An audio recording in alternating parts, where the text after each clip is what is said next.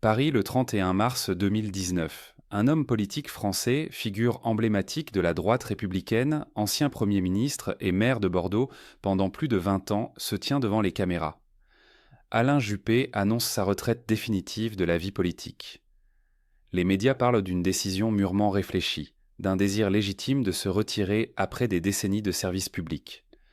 Les commentateurs évoquent la fatigue, l'âge, le besoin de consacrer du temps à sa famille. Tout paraît normal, presque banal. Pourtant, dans les couloirs du pouvoir, certains murmurent une toute autre histoire. Une histoire qui n'a jamais été racontée, une vérité qui demeure enfouie sous des couches de silence et de discrétion.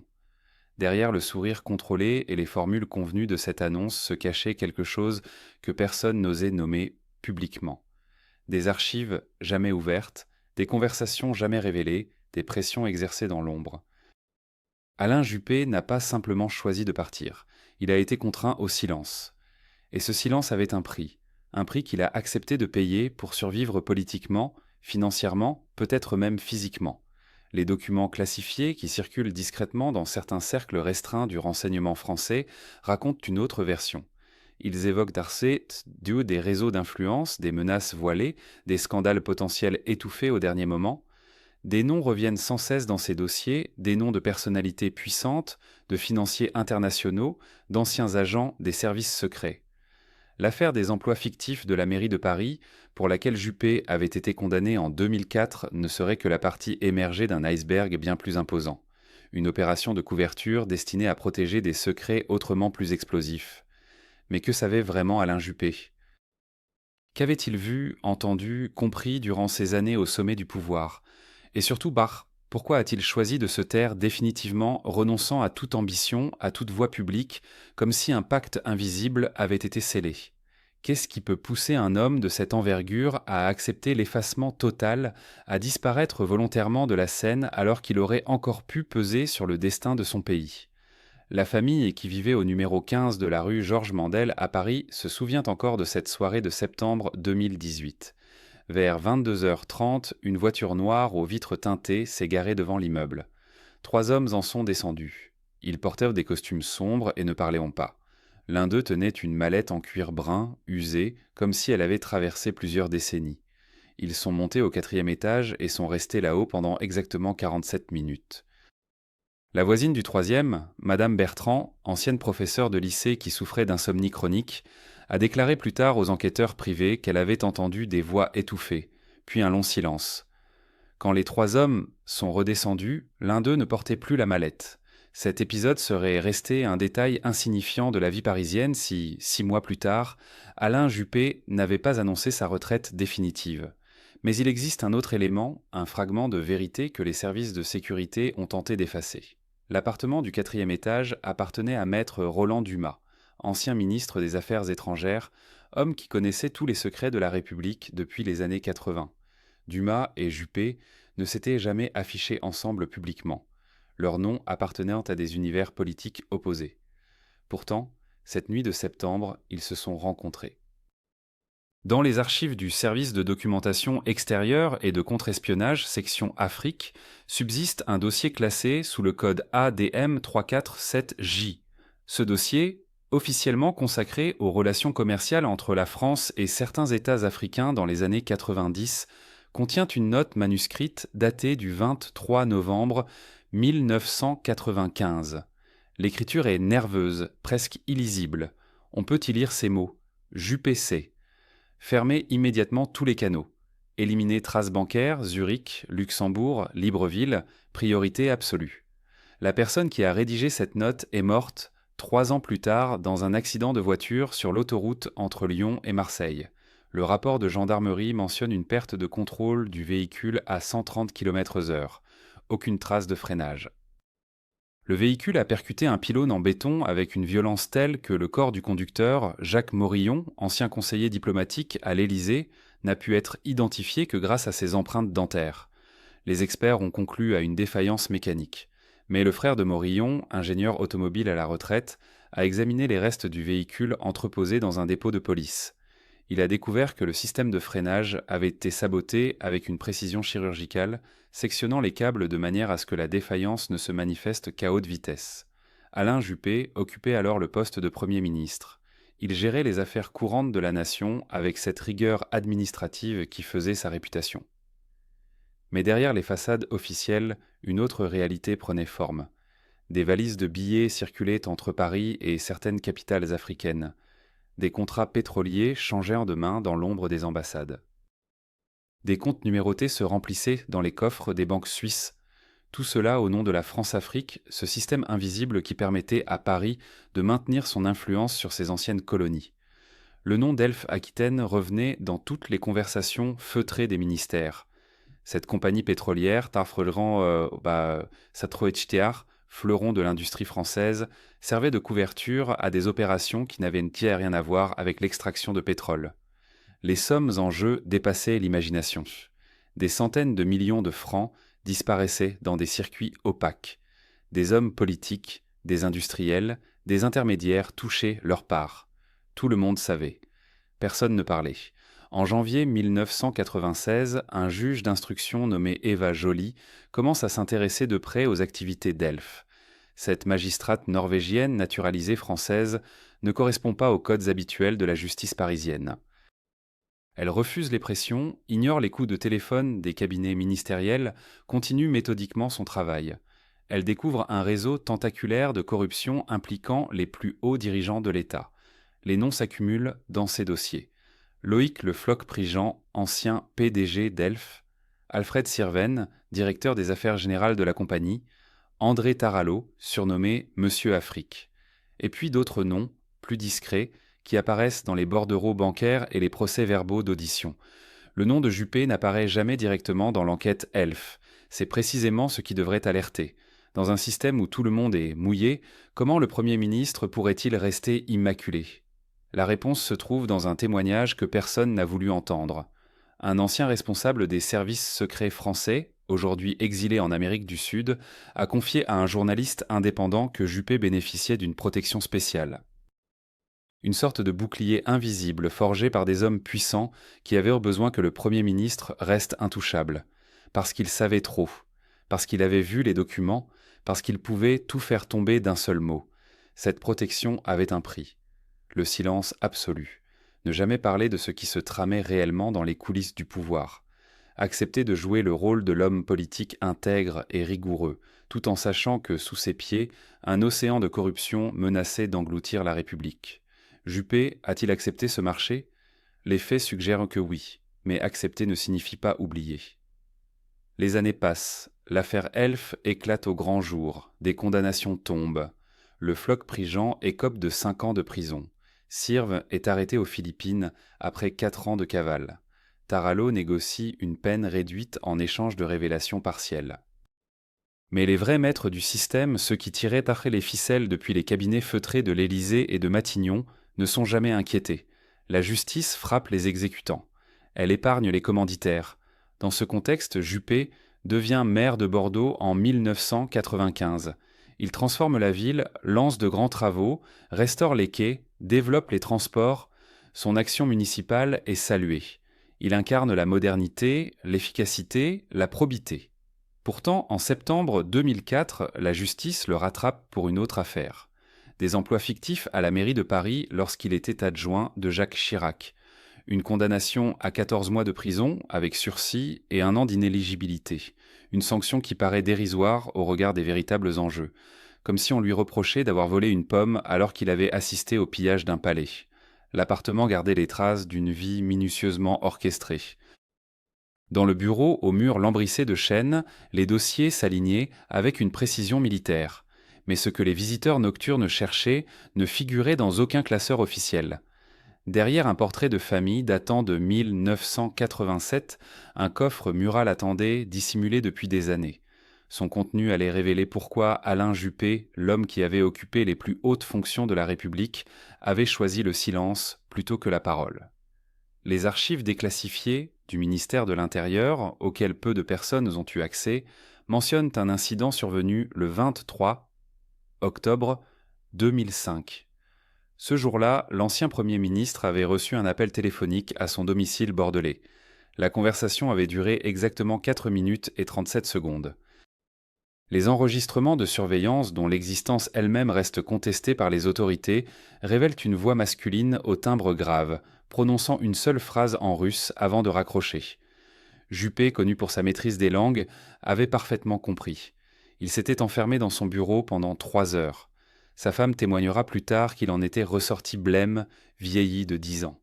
Ce qui s'était passé entre 1994 et 1997, durant son mandat à Matignon, restait enfoui dans les méandres du pouvoir. Mais certains documents refont surface malgré les efforts pour les faire disparaître. Un mémo estampillé confidentiel défense daté du 8 mars 1995 porte la signature manuscrite de Juppé. Le texte évoque une réunion extraordinaire avec des représentants de services étrangers. 3 noms figurent en marge, griffonnés au stylo bleu. 2 de ces hommes sont morts dans des circonstances troubles avant la fin de l'année 2000. Le troisième a disparu à Moscou en 2003. Son corps n'a jamais été retrouvé. La journaliste indépendante Marie Desroches avait commencé son enquête sur cette affaire en 2016. Elle travaillait pour un site d'investigation réputé pour ses révélations sur les zones d'ombre de la politique française.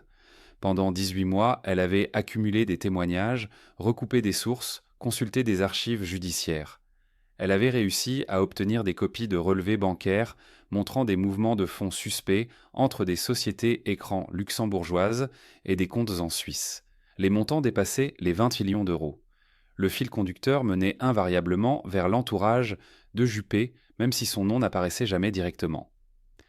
Le 12 janvier 2018, Marie Desroches a publié un premier article. Prudent, mesuré, mais suffisamment explicite pour alerter ceux qui comprenaient le langage codé de ces révélations.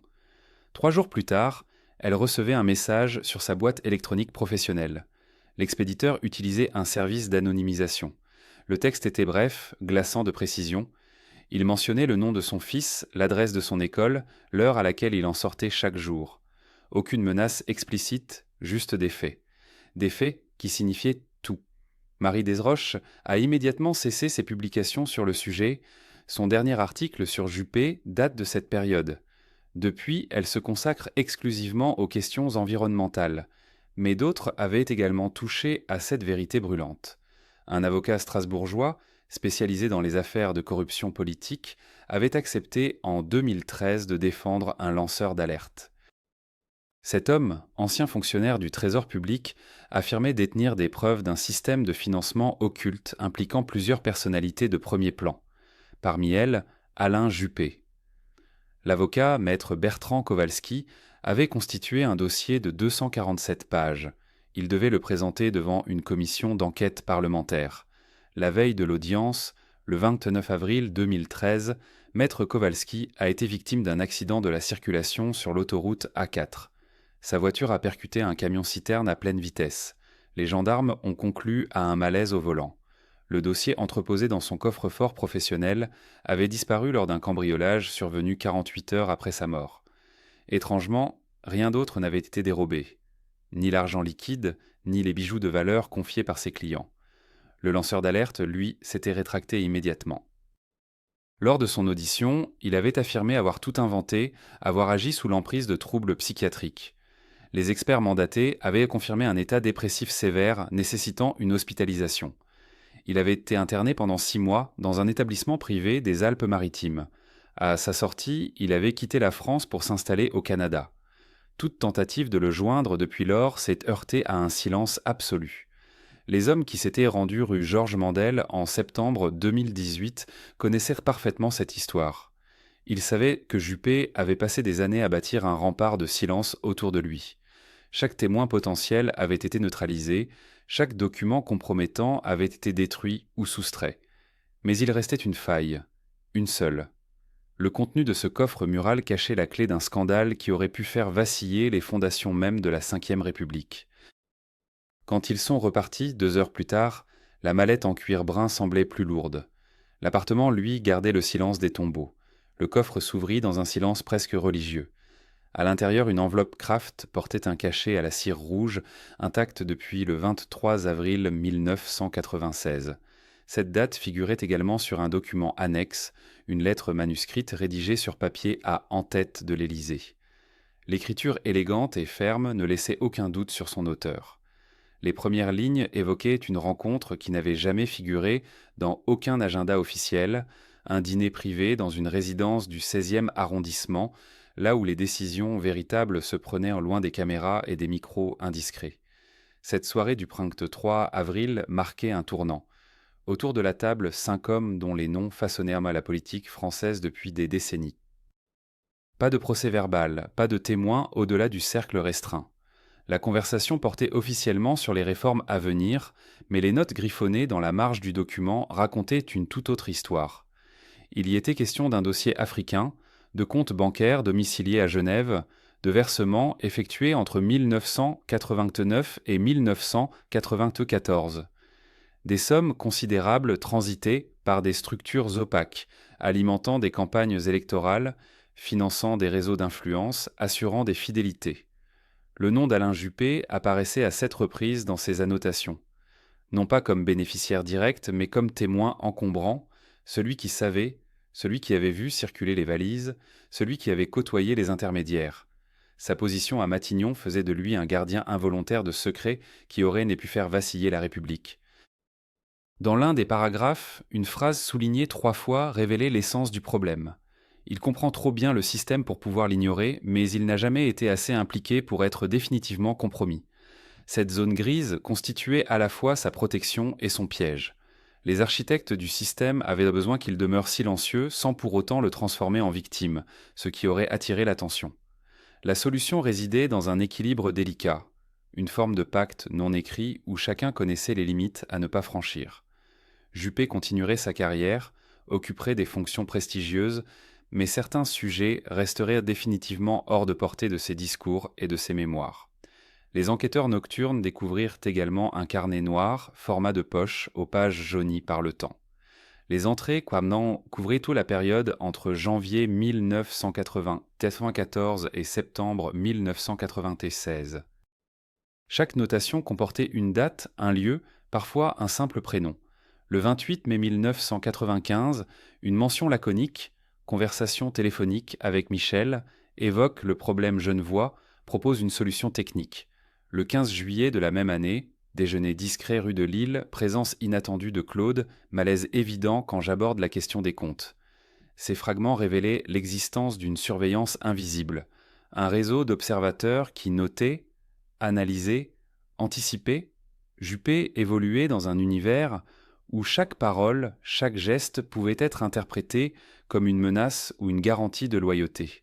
Le carnet contenait également des références à des articles de presse qui n'avaient jamais été publiés, des enquêtes journalistiques brutalement interrompues, des rédacteurs en chef soudainement mutés vers des postes administratifs. La mécanique du silence se déployait avec une efficacité redoutable. Un document dactylographié daté du 12 octobre 1996 portait l'entête d'un cabinet juridique parisien réputé. Le texte adoptait un langage technique évoquant des questions de prescription, de responsabilité pénale différée, d'immunité fonctionnelle. Entre les lignes juridiques se dessinait un avertissement à peine voilé. Certaines informations, si elles venaient à être divulguées, déclencheraient une cascade d'enquêtes dont personne ne sortirait indemne. Le système protégeait ses membres tant qu'il respectait l'omerta collective, mais celui qui rompait le silence s'exposait à voir ressurgir des dossiers enfouis, des témoignages oubliés, des preuves miraculeusement retrouvées. La découverte la plus troublante se trouvait au fond du coffre dissimulé dans une pochette en cuir. Une photographie en noir et blanc, prise lors d'une réception officielle à l'Élysée en novembre 1994, montrait un groupe de personnalités en conversation animée. Au second plan, légèrement flou, un homme au visage émacié observait la scène avec une intensité particulière. Ce détail n'aurait rien eu de remarquable si cet individu n'était pas décédé 3 semaines plus tard dans des circonstances qualifiées d'accidentelles. Sa voiture avait quitté la route nationale 7 entre Fontainebleau et Nemours par une nuit sans brouillard ni pluie. L'enquête avait conclu à un malaise au volant malgré l'absence totale d'antécédents médicaux. Cet homme travaillait comme consultant financier, spécialisé dans les montages offshore. Son carnet d'adresses comptait des ministres, des chefs d'entreprise, des intermédiaires discrets. Quelques jours avant sa mort, il avait confié à un proche son intention de publier ses mémoires, un témoignage sans concession sur les coulisses du pouvoir. Le manuscrit n'avait jamais été retrouvé. Son ordinateur portable, mystérieusement disparu après l'accident, contenait selon certaines sources la liste complète des bénéficiaires du système qu'il avait contribué à établir. Au dos de la photographie, une annotation manuscrite, de la même écriture que la lettre trouvée précédemment. Certains témoins deviennent dangereux malgré eux, leur silence vaut plus que leurs paroles. Cette phrase résumait la philosophie implacable d'un monde où la survie politique exigeait l'effacement méthodique des traces compromettantes. Juppé appartenait à cette catégorie de témoins gênants, suffisamment informés pour représenter une menace, mais trop exposés pour disparaître sans susciter de questions. La solution consistait à l'enfermer dans un silence consenti, une forme de retraite dorée où le prestige masquait l'impuissance. Les visiteurs nocturnes refermèrent le coffre avec précaution, emportant uniquement des photocopies. L'original devait demeurer en place, preuve de l'existence d'un pacte toujours actif. Dehors, Tétouans parut s'éveiller lentement, ignorant les secrets qui continuaient de de circuler dans les antichambres du pouvoir, ces vérités qui ne figureraient jamais dans les manuels d'histoire.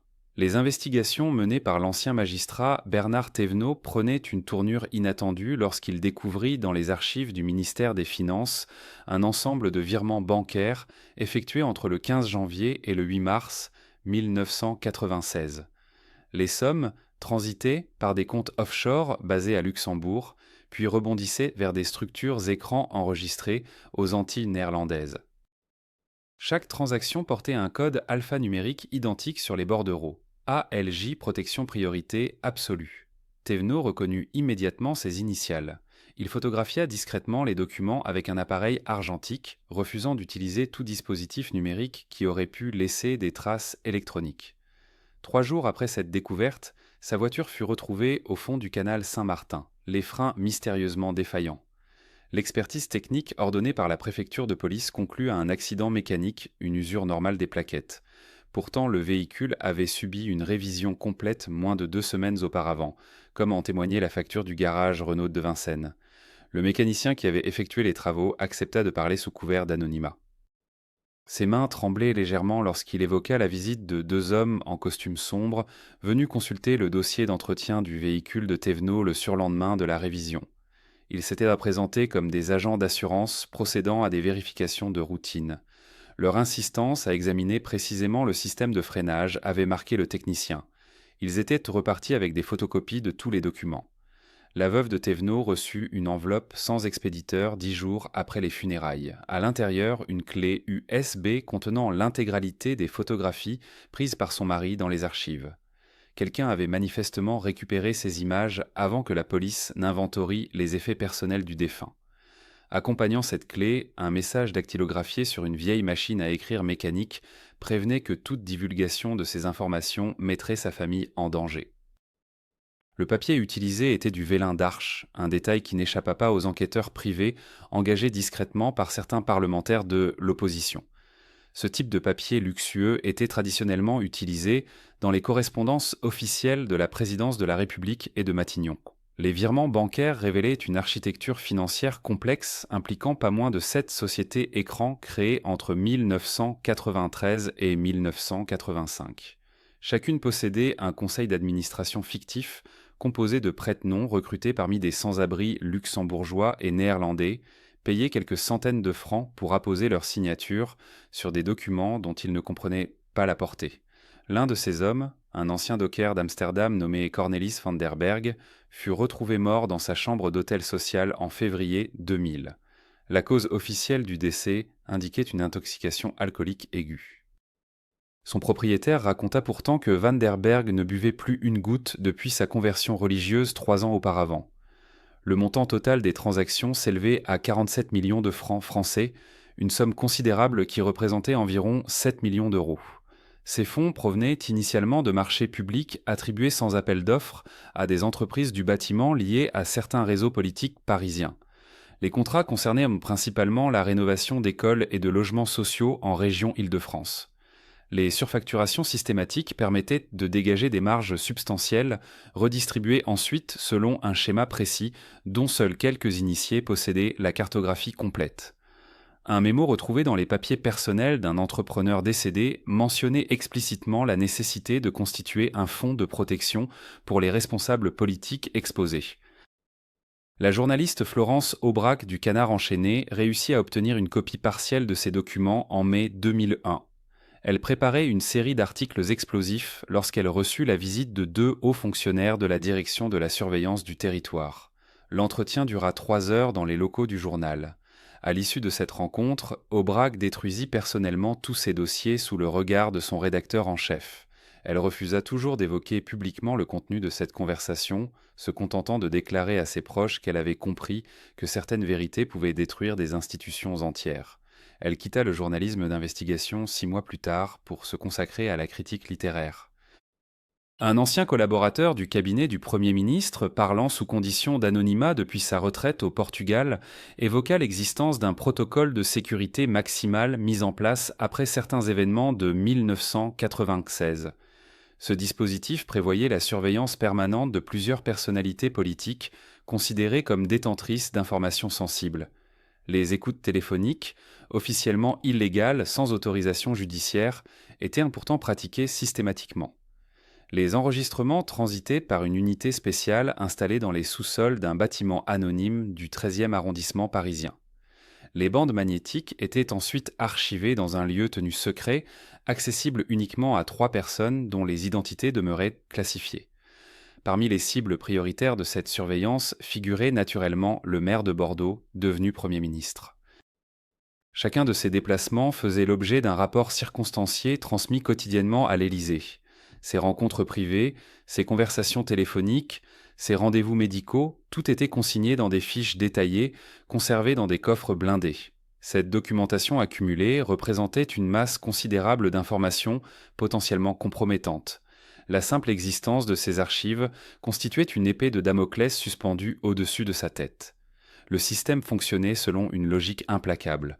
Tant que le silence serait maintenu, les documents resteraient enterrés. La moindre révélation déclencherait leur diffusion immédiate. Cette mécanique du contrôle et de la menace s'appuyait sur des précédents historiques bien documentés. Des personnalités politiques de premier plan avaient déjà connu des destins brisés après avoir tenté de révéler des affaires sensibles. Leur carrière s'achevait brutalement, leur réputation était méthodiquement détruite par des fuites savamment orchestrées dans la presse. Les méthodes restaient toujours similaires, révélation progressive, multiplication des sources apparemment indépendantes, emballement médiatique programmé. Ceux qui résistaient les voyaient leurs proches inquiétés, leurs entreprises familiales confrontées à des contrôles fiscaux inattendus, leurs enfants victimes de harcèlement. Le message demeurait parfaitement clair sans jamais être explicitement formulé. La ville de Genève conservait dans ses coffres bancaires plus que de simples secrets financiers. Au printemps 1997, une employée de la banque Crédit Helvetia, nommée Martine Dufour, remarqua quelque chose d'inhabituel dans les registres qu'elle classait chaque vendredi soir. Les documents concernaient des transferts effectués vers un compte numéroté portant la référence CH7843210. Ce qui attira son attention ne fut pas le montant des virements, mais leur régularité mathématique. Chaque 15 du mois, exactement à 10h45 du matin, une somme identique arrivait depuis Paris. Martine Dufour confia plus tard à sa sœur, lors d'un appel téléphonique enregistré par hasard sur un vieux répondeur, qu'elle avait vu le nom du bénéficiaire final. Elle prononça ces mots avec une hésitation tremblante dans la voix, comme si elle mesurait le danger de cette révélation. 3 jours après cette conversation, Martine ne se présenta pas à son travail. Son appartement fut retrouvé vide, sans trace de lutte, sans bagage manquant. Seul détail troublant, son agenda professionnel avait disparu. Les enquêteurs suisses classèrent l'affaire comme une disparition volontaire, invoquant des problèmes personnels dont personne ne put jamais fournir la moindre preuve. Mais le frère de Martine, Jean-Claude Dufour, ancien inspecteur de police à Lyon, refusa cette version officielle. Il consacra les années suivantes à reconstituer le parcours des dernières semaines de sa sœur. Dans un carnet retrouvé sous le matelas de Martine, il découvrit une liste de 7 noms, tous reliés par un trait rouge à une date unique, le 23 novembre 1995. Ce jour-là, une réunion confidentielle s'était tenue dans un hôtel particulier du 16e arrondissement parisien. Aucun compte-rendu officiel n'existe, aucun registre ne mentionne cette rencontre. Pourtant, 3 témoins affirment avoir vu arriver des véhicules officiels aux vitres teintées, stationnés dans la cour intérieure jusqu'aux premières heures du matin. Le propriétaire de l'hôtel particulier, un industriel discret nommé Philippe Marchand, décéda 6 mois plus tard dans un accident de voiture sur l'autoroute du Soleil.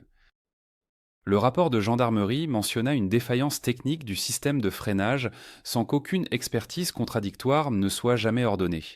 Parmi les 7 noms notés par Martine figurait celui d'un ancien conseiller ministériel, Georges Valentin, homme de l'ombre réputé pour son efficacité redoutable dans la gestion des crises politiques.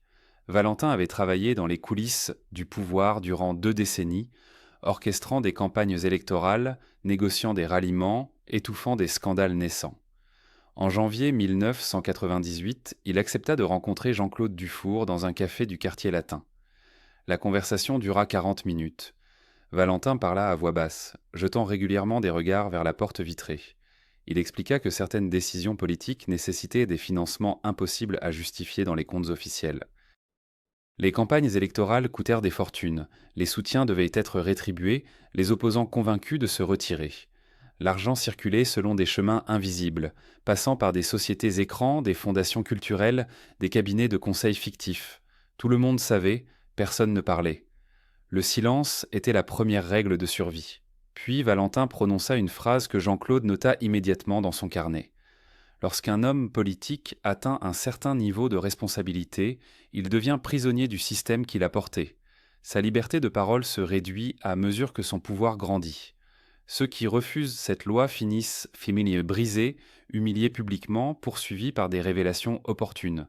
Ceux qui l'acceptent gravissent les échelons, mais perdent leur âme en chemin. 3 semaines après cet entretien, Georges Valentin fut hospitalisé d'urgence pour une crise cardiaque foudroyante. Il mourut avant l'arrivée des secours, seul dans son bureau, entouré de dossiers que sa secrétaire fit disparaître avant l'arrivée de la police. Aucune autopsie ne fut pratiquée, la famille ayant demandé des obsèques rapides pour raisons religieuses. Jean-Claude Dufour comprit alors qu'il s'approchait d'une vérité trop dangereuse pour être révélée.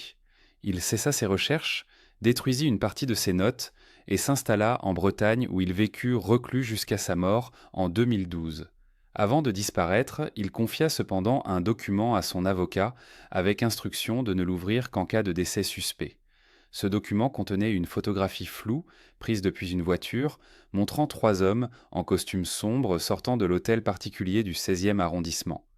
L'un d'eux se retournait vers l'objectif, le visage partiellement visible sous un réverbère.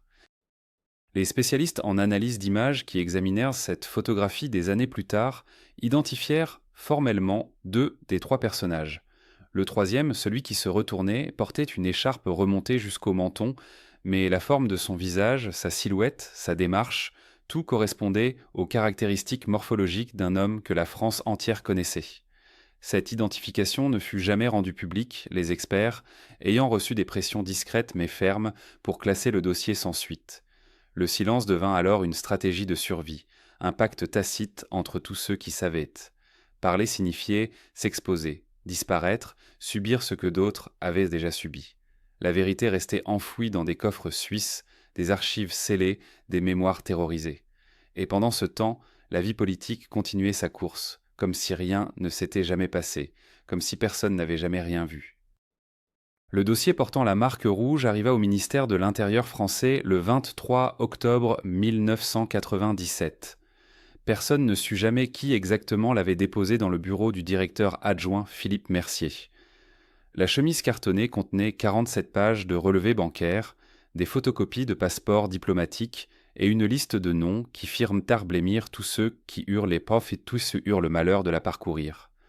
Parmi ces noms figurait celui d'Alain Juppé, mais aussi ceux de 3 anciens ministres, de 2 conseillers de l'Élysée et d'un homme que tout le monde croyait mort depuis l'attentat de Karachi en 1995. Mercier convoqua une réunion d'urgence dans une salle sans fenêtre du 3e étage. 4 hommes en costume sombre écoutèrent en silence tandis qu'il exposait le contenu du dossier. Les montants dépassaient l'entendement. Des millions de francs transitaient chaque mois depuis des comptes saoudiens vers des structures opaques établies au Luxembourg, puis redistribués vers des bénéficiaires français dont l'identité était soigneusement masquée derrière des sociétés écrans. Mais ce qui glaça véritablement l'Assemblée fut la date du premier transfert, le 14 février 1991, soit exactement 3 semaines après le début de la guerre du Golfe. La connexion était trop évidente pour être ignorée. Les contrats de reconstruction, les ventes d'armes, les accords pétroliers signés dans le secret des ambassades, tout convergeait vers une vérité que personne n'osait formuler à voix haute. Un des conseillers présents, ancien agent de la Direction générale de la sécurité extérieure, murmura que ce type d'information ne devait jamais sortir de cette pièce. Mercier acquiesça lentement, puis ordonna que le dossier soit placé dans le coffre-fort présidentiel, là où reposaient déjà tant d'autres secrets encombrants de la République. Mais quelqu'un avait fait une copie. Cette copie atterrit dans les mains d'un journaliste d'investigation nommé Laurent Fabron, qui travaillait pour un hebdomadaire indépendant réputé pour ses révélations embarrassantes. Fabron passa 3 semaines à vérifier chaque détail, à contacter des sources bancaires, à croiser les dates avec les événements politiques. Ce qu'il découvrit le terrifia, les flux financiers correspondaient exactement au moment où certaines décisions gouvernementales avaient favorisé des entreprises spécifiques, où des appels d'offres avaient été étrangement orientés, où des licences d'exportation avaient été accordées malgré les protestations des organisations humanitaires. Le 8 novembre 1997, Fabron envoya un courriel à son rédacteur en chef annonçant qu'il tenait l'enquête de sa carrière. Il promettait de livrer son article dans 48 heures. Le lendemain matin, son corps fut retrouvé dans son appartement du 15e arrondissement. La police conclut à une crise cardiaque foudroyante. L'homme avait 39 ans, courait 10 km chaque dimanche et venait de passer un examen médical complet 2 mois auparavant. Son ordinateur portable avait disparu. Les fichiers sauvegardés sur le serveur du journal furent mystérieusement corrompus la nuit suivant sa mort. L'enterrement eut lieu sous une pluie glaciale. Parmi les personnes présentes, un homme en imperméable beige resta à l'écart, observant la cérémonie depuis l'autre côté du cimetière. Plusieurs témoins remarquèrent en sa présence, mais personne ne put l'identifier. Ce même homme fut aperçu 3 jours plus tard près du domicile de Martine Dufour, à Genève. La Suissesse si c'est celle-là même qui avait découvert les premières anomalies dans les registres bancaires, venait de démissionner brutalement de son poste au Crédit Helvetia. Elle avait quitté son appartement sans laisser d'adresse et sa famille affirma ne plus avoir de nouvelles. Dans les couloirs du Palais Bourbon, le silence devint la règle absolue. Alain Juppé, alors maire de Bordeaux et figure majeure de la droite française, cessa brusquement de répondre aux questions des journalistes concernant son patrimoine personnel. Ses avocats multiplièrent les actions en diffamation contre quiconque osait établir un lien entre leurs clients et les affaires troubles évoquées dans la presse. Un communiqué officiel parla de campagne de dénigrement orchestrée par des adversaires politiques. Mais ceux qui connaissaient l'homme remarquèrent un changement profond dans son attitude. Le tribun flamboyant, celui qui n'hésitait jamais à affronter ses contradicteurs, adoptait désormais une prudence inquiétante.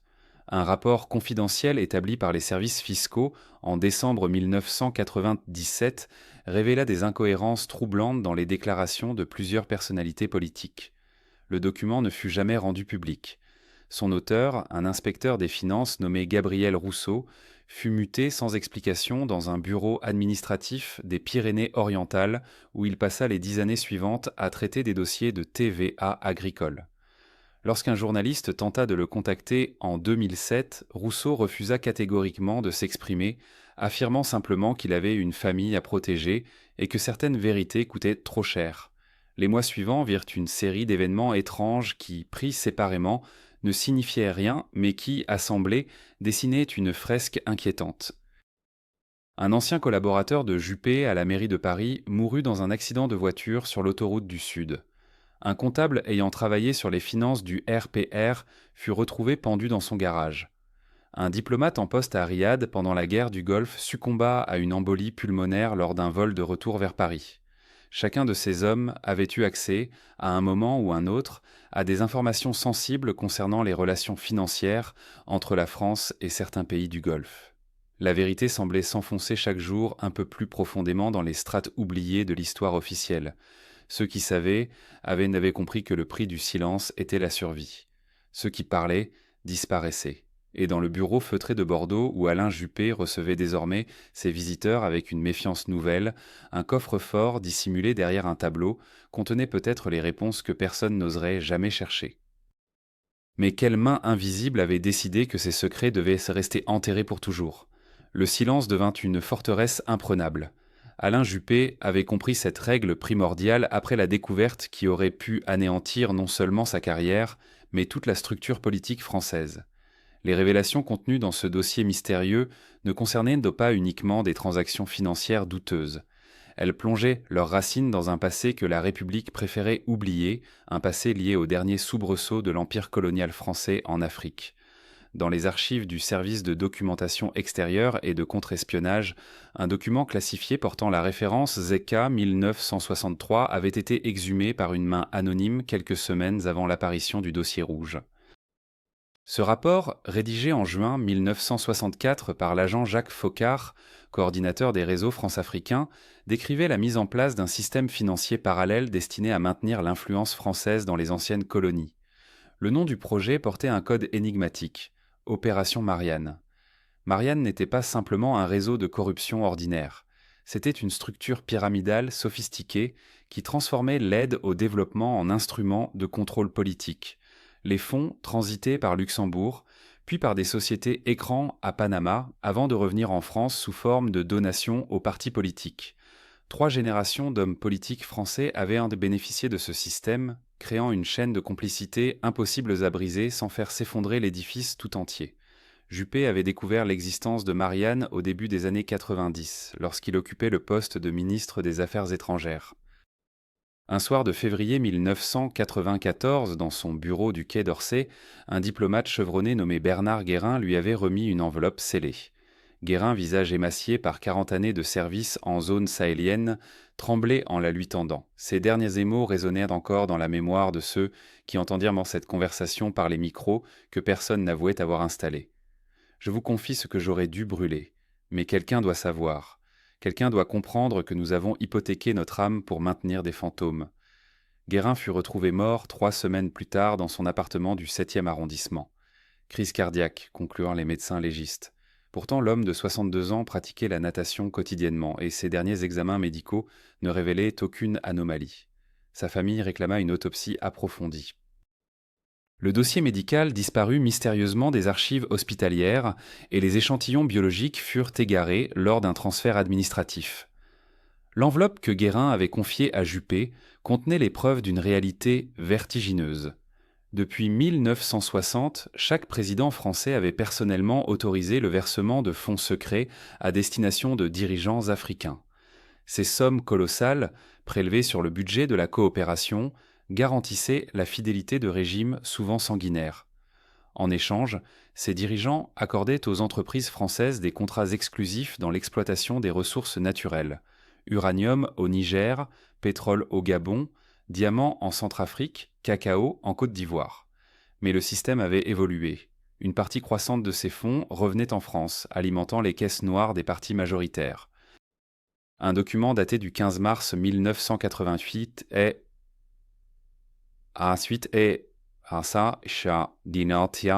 signé de la main d'un ancien ministre du budget, détaillait les montants, 112 millions de francs cette année-là seulement.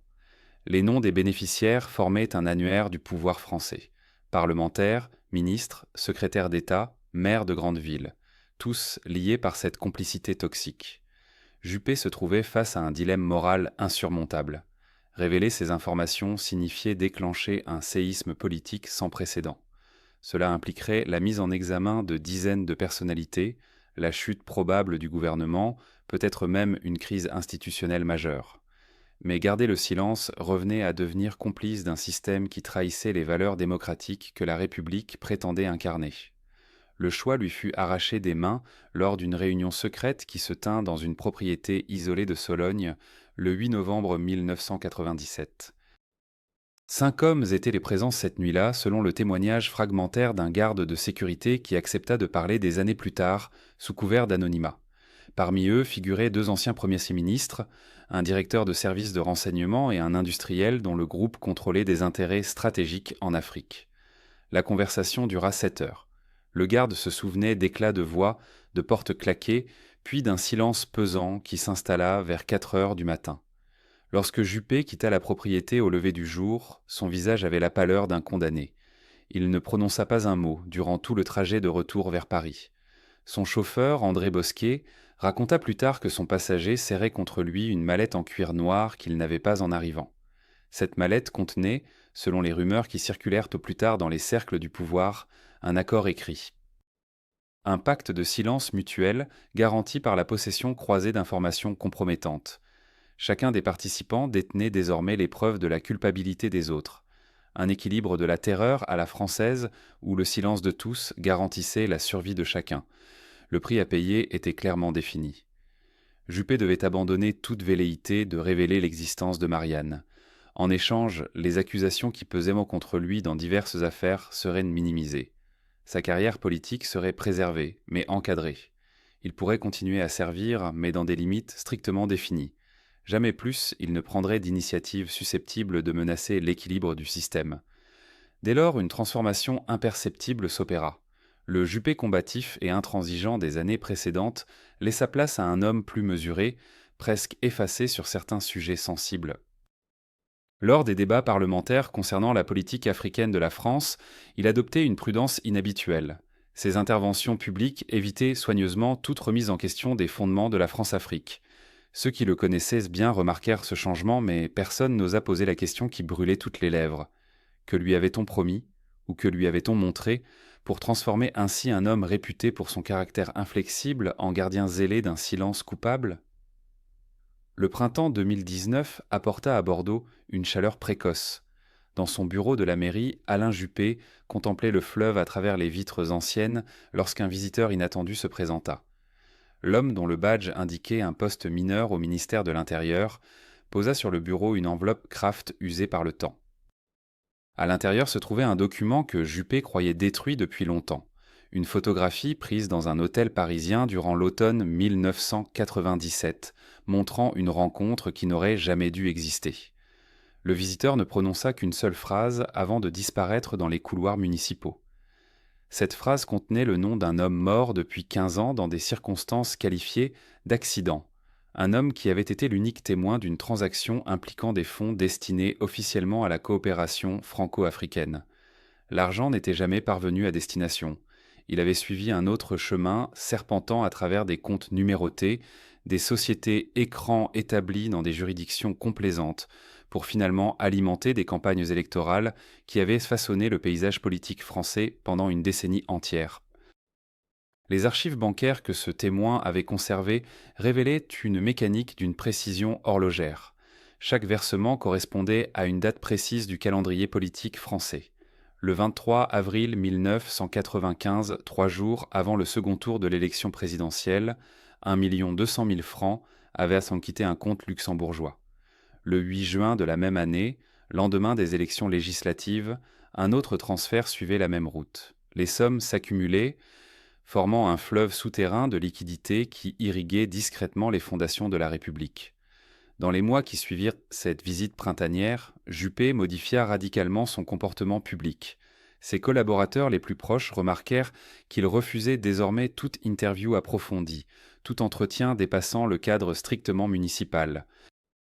Lorsqu'un journaliste d'investigation tenta d'évoquer son passage à Matignon, l'ancien Premier ministre quitta le plateau sans un mot, laissant l'animateur dans un silence gêné.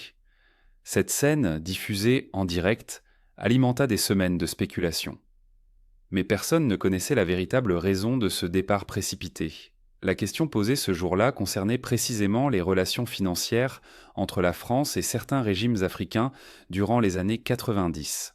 Un ancien responsable de la DGSE, sous couvert d'anonymat, confia à un historien que les services français avaient établi dès 1998 une surveillance discrète de tous les acteurs ayant participé au système. Cette surveillance ne visait pas à les protéger, mais à s'assurer de leur silence. Chaque déplacement, chaque contact, chaque transaction bancaire faisait l'objet d'un enregistrement méticuleux. Les dossiers s'empilaient dans des armoires de sécurisés, formant une bibliothèque du non-dit, un inventaire exhaustif des secrets qui tenaient ensemble l'édifice républicain. 3 personnes ayant eu accès à ces archives complètes moururent entre 2015 et 2018. La première, un auditeur de la Cour des comptes, succomba à une crise cardiaque foudroyante alors qu'il préparait un rapport sur les flux financiers franco-africains. La seconde, une magistrate financière, périt dans un accident de voiture sur une route départementale pourtant parfaitement entretenue. La troisième disparut purement et simplement lors d'un séjour professionnel au Gabon. Son corps ne fut jamais retrouvé. Les enquêtes conclurent chaque fois à des circonstances malheureuses, sans la moindre trace de malveillance. Pourtant, ces 3 personnes partageaient un point commun troublant. Elles avaient toutes consulté, dans les semaines précédant leur mort, un même dossier classifié portant la référence énigmatique Opération Silence.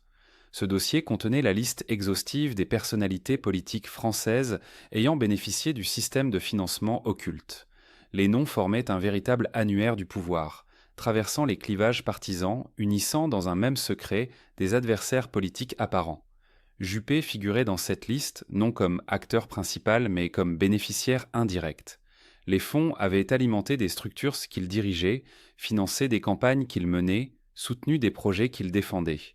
Sa responsabilité directe demeurait difficile à établir, mais son implication ne faisait aucun doute pour quiconque savait déchiffrer la complexité des montages financiers révélés. L'année 2019 marqua un tournant décisif. Juppé annonça son retrait progressif de la vie politique, évoquant des raisons personnelles, une envie de transmettre, une fatigue légitime après 40 années de service public. Ses proches parlèrent d'un homme serein, apaisé, heureux de retrouver une existence plus simple. Mais ceux qui l'observaient attentivement percevaient autre chose dans son regard. Une vigilance permanente, une tension contenue, la conscience aiguë que chaque mot prononcé en public pouvait déclencher une cascade incontrôlable. Il avait compris que le silence n'était pas une option parmi d'autres, mais l'unique condition de sa survie politique et peut-être physique. Dans les archives du Quai d'Orsay, un télégramme diplomatique daté du 12 novembre 2019 relatait une conversation entre un ambassadeur français et un ancien chef d'État africain.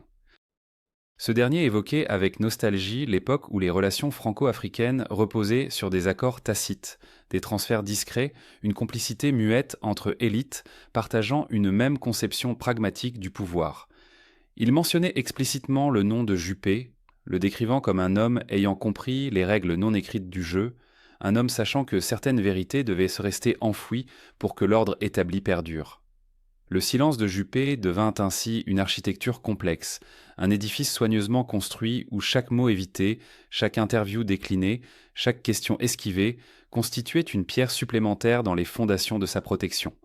Il avait transformé le non-dit en stratégie de survie, l'omission en art de vivre. Autour de lui, le monde politique français continuait son agitation habituelle, ses polémiques bruyantes, ses indignations calculées.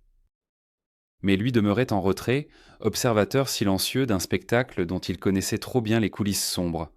Son silence racontait, à qui savait l'entendre, une histoire bien plus éloquente que tous les discours, une histoire de pouvoir, de compromis et de secrets dont le poids traverse les décennies sans jamais s'alléger. Le silence devint son armure, son bouclier, sa seule monnaie d'échange avec ceux qui détenaient les clés de son existence politique. Alain Juppé comprit ce jour-là, dans son bureau bordelais inondé de lumière printanière, que certaines vérités ne doivent jamais franchir les lèvres de ceux qui souhaitent survivre. L'homme au badge ministériel ne prononça que 3 phrases avant de disparaître dans le corridor au lambris ancien. 3 phrases qui contenaient l'essentiel du marché proposé. 3 phrases qui scellèrent définitivement le destin d'un homme autrefois considéré comme l'héritier naturel du pouvoir suprême. Les archives de la préfecture de police, consultées par un fonctionnaire courageux peu avant sa mise à la retraite anticipée, révélèrent un détail troublant. Durant les semaines qui suivirent cette visite mystérieuse, 4 personnes ayant travaillé dans l'entourage immédiat de Juppé durant les années 90 quittèrent précipitamment le territoire français. Leurs destinations respectives, le Canada, l'Australie, le Chili, Singapour. 4 continents différents, 4 existences disséminées aux 4 coins du monde comme pour éviter toute reconstitution possible d'une vérité fragmentée. Le dernier discours politique prononcé par Juppé en tant que maire de Bordeaux, en mars 2019, contenait une phrase étrange, apparemment anodine, que personne dans l'assistance ne remarqua vraiment. Il évoqua la nécessité pour les hommes publics de savoir quand se taire, de comprendre que certains combats ne peuvent être menés sans provoquer des destructions irréparables. Cette phrase, analysée rétrospectivement par des spécialistes du langage politique, révélait une mélancolie inhabituelle, presque un aveu codé. Le prix du silence fut sa disparition progressive de la scène nationale, son retrait discret mais définitif, son renoncement à toutes les ambitions qu'il avait autrefois dévorées. Mais ce prix inclut également sa survie physique, celle de sa famille, la préservation de son nom dans l'histoire officielle. L'enveloppe Kraft retourna dans les coffres secrets d'où elle n'aurait jamais dû sortir. La photographie demeura prisonnière de l'ombre. Et Alain Juppé, lui, continua de contempler la Garonne depuis ses fenêtres anciennes, portant désormais le poids invisible d'une vérité qui l'emporterait dans la tombe, comme tant d'autres d'avant lui avaient fait, comme tant d'autres après lui feraient encore. Phrase qui scellèrent son destin pour les décennies à venir, transformant l'homme politique le plus prometteur de sa génération en fantôme silencieux de lui-même. Les années qui suivirent révélèrent la logique implacable de cet arrangement tacite. Chaque fois qu'Alain Juppé s'apprêtait à franchir un nouveau palier, une main invisible semblait tirer les ficelles pour le ramener dans l'ombre. Sa candidature présidentielle de 2006 disparut dans les méandres d'une affaire judiciaire ressuscitée au moment le plus stratégique. Son retour triomphal à Bordeaux en 2010 fut salué par tous, mais jamais il ne retrouva cette audace qui caractérisait ses discours d'avant. Quelque chose s'était brisé en lui, ou plutôt quelque chose avait été retiré, extrait chirurgicalement de son âme politique. Les observateurs les plus perspicaces notèrent dans ces transformations subtiles. Ses interventions télévisées devinrent plus mesurées, ses positions plus consensuelles, ses ambitions apparemment plus modestes. L'homme qui autrefois bousculait les conventions se contentait désormais de gérer, d'administrer, de maintenir. Certains y virent la sagesse de la maturité, d'autres la fatigue naturelle du pouvoir. Mais ceux qui connaissaient la véritable nature du pacte comprenaient qu'il s'agissait d'autre chose, de cette résignation particulière qui habite ceux qui ont vu trop profondément dans les abysses du système. Les dossiers demeurent scellés quelque part dans les archives secrètes de la République. Les témoins de cette époque ont presque tous disparu, emportant leurs secrets dans des tombes discrètes. Ceux qui survivent encore gardent un silence monacal, comme si un serment invisible les liait tous dans une conspiration du silence. Alain Juppé lui-même ne parle jamais de ces années cruciales, de ces heures où tout bascula, de ces choix qui définirent le reste de son existence publique. Le prix de sa survie politique fut donc le renoncement à sa voix la plus authentique. Ce que l'homme au badge ministériel lui proposa ce jour-là dans le bureau bordelais n'était pas simplement une transaction, mais une transmutation complète de son identité politique. En échange de sa longévité dans les sphères du pouvoir, il dut accepter de devenir l'ombre de ce qu'il aurait pu être, le fantôme édulcoré de ses propres ambitions. Nous avons tenté dans cette enquête de percer les mystères entourant cette transformation, de comprendre les mécanismes invisibles qui gouvernent réellement nos démocraties. Les documents que nous avons consultés, les témoignages que nous avons recueillis, les coïncidences troublantes que nous avons mises en lumière suggèrent tous une vérité plus sombre que celle racontée dans les manuels d'histoire. Mais la vérité complète demeure classifiée, protégée par des couches successives de secrets d'État et d'intérêts puissants. Peut-être ne saurons-nous jamais exactement ce qui fut dit dans ce bureau au printemps de 1994. Peut-être les archives ne seront-elles jamais ouvertes de notre vivant. Mais une chose reste certaine, Alain Juppé a choisi le silence, et ce silence continue de résonner dans les couloirs du pouvoir français, rappelant à tous ceux qui aspirent au sommet qu'il existe des prix invisibles, des sacrifices inavoués, des renoncements qui ne figurent dans aucun contrat officiel.